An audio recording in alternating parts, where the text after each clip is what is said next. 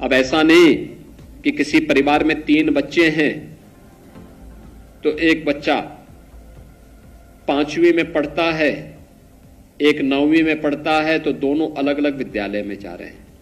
नहीं, अब pre primary से लेकर के अगर 3 बच्चे भी हैं, एक आंगनबाड़ी में है, एक 5वीं में है, एक 9वीं में है, तीनों एक ही विद्यालय में पढ़ सकते हैं। ये सुविधा हम देंगे, क्वालिटी एजुकेशन के साथ जोड़ेंगे, क्वालिटी एजुकेशन के साथ जोड़ेंगे, ट्रेंड टीचर देंगे और पर्याप्त मात्रा में शिक्षक देंगे।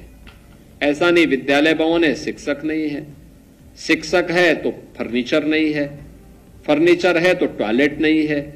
ऐसा नहीं होगा। वहां पे सभी प्रकार की सुविधाएं एक छत के नीचे, एक कैंपस में सभी प्रकार की सुविधाएं प्राप्त होंगी। और यह एक नई शुरुआत बेसिक शिक्षा परिषद में, यह भी एक अभिनव प्रयास है, यह भी एक नवाचार बेसिक शिक्षा परिषद। यानी मुझे लगता है कि शिक्षा तो आधारशिला होती है।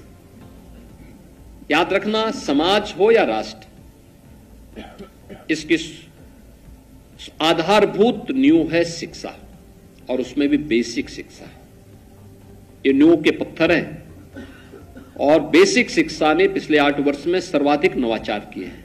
इनोवेशन का एक नया केंद्र बिंदु बना है उत्तर प्रदेश का बेसिक शिक्षा परिषद। और याद करना, जहां पे इनोवेशन होंगे, जहां नवाचार होंगे, वहां बहुत सारे लोग बोलेंगे भी, उंगलियां भी उठेंगे, लेकिन इसकी चिंता नहीं करनी है। आप अपना कार्य में अनुरत आगे बढ़ते रहिए। मुझे पूरा विश्वास है इसके परिणाम, सार्थक परिणाम सामने आएंगे। जिस गांव में विद्यालय है, उस गांव के विद्यालय को उस गांव और उसके अगल बगल के किसी भी विद्यालय में, किसी भी घर में कोई बच्चा ऐसा न हो जो 5 वर्ष से लेकर 14 वर्ष तक का बच्चा है, उसको स्कूल जरूर लेकर के आइए। बड़ा उपकार होगा आपका समाज पे। और मुझे लगता है कि अपने इस नैतिक उत्तरदायित्व को एक शिक्षक के रूप में हमें निर्वहन करना होगा। हम इस उत्तरदायित्व का निर्वहन करने के लिए अपने आप को तैयार करें। एक अभियान चलाएं जुलाई प्रथम सप्ताह में, स्कूल चलो अभियान का। अच्छा होगा प्रधानाचार्य आधे घंटे पहले स्कूल में आ जाए, शेष अध्यापक गांव में एक राउंड लगा करके फिर समय पे विद्यालय आ जाए। एक एक घर में पूछो कितने बच्चे स्कूल जाते हैं, कौन कौन गए हैं, जो नहीं गए हैं क्यों नहीं गए हैं, क्या कारण है। बस आपका इतना पूछना पर्याप्त है। गांव की जो आपकी समिति है, विद्यालय समिति है, उस समिति को भी इसके लिए तैयार करिए। ग्राम पंचायत को तैयार करिए, गांव में एक माहौल बनाइए। पहले दिन विद्यालय खुलने पर गांव के ग्राम प्रधान से और स्कूल की ओर से भी लोगों को कहिए कि भाई जो नए बच्चे आते हैं उनके अभिनंदन की तैयारी होनी चाहिए। ढोल नगाड़ा बजा करके उन बच्चों की तैयारी करिए, टीका लगाइए, उनको अच्छा विद्यालय में मिड डे मील उस दिन उपलब्ध करवाइए। एक माहौल दिखना चाहिए, गांव गांव में इस प्रकार का माहौल दिखना चाहिए। याद रखना, धन की 3 ही गति होती है, या तो दान करो,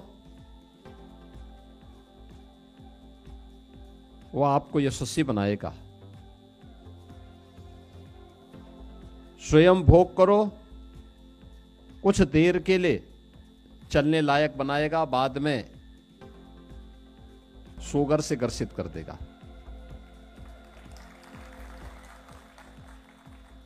और अन्यथा गलत तरीके से जब धन का अर्जन होता है तो वह नाश का कारण भी बनता है। जैसे आपने माफियाओं के नाश को देखा होगा।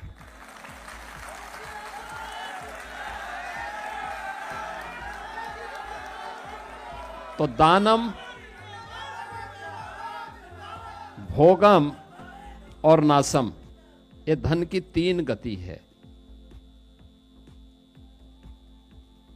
दान देश, काल और पात्र को देख करके,